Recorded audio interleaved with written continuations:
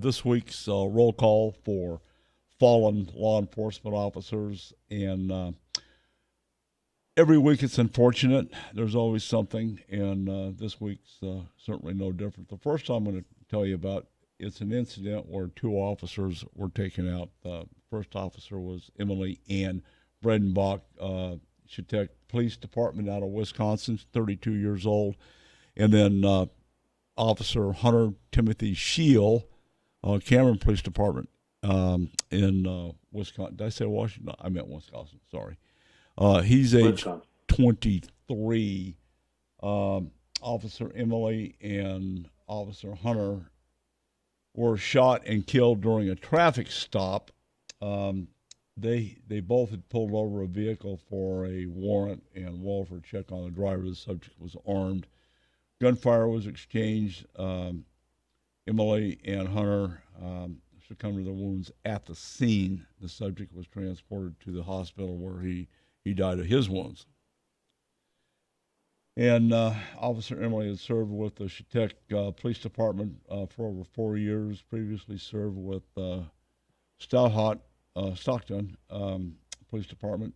She's survived by her parents, brother, fiance, his 4 children. His father actually was the chief of police for the Parderville Police Department. And then, let's see, it doesn't say a whole lot about Officer Shield. Officer Unwin had served, I don't know where that's coming from. The Township Police Department for 2 years. I don't see any record of his demise. But moving along, Senior Police Officer Trevor Abney, New Orleans Police Department, there in Louisiana. 34 years of age, tour was 7 years. He had succumbed to wounds complicated from a gunshot wound sustained in 2020, actually October 30th. He and his partner were stopped at an intersection when a passenger in a passing pedicab opened fire on them without provocation. In other words, they were ambushed. Abney was struck in the left side of the face. His partner suffered cuts to his arms from the shattered windshield.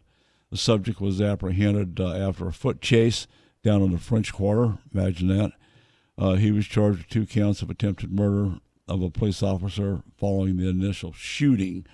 Abney was transported to the medical center where life-saving measures were performed. Doctors were unable to remove the bullet, which remained lodged in his brain and blinded him in the left eye. He succumbed to the complications on April 9th, 2023. Abney was a United States Army Iraq war veteran, had served with the New Orleans Police Department for 7 years.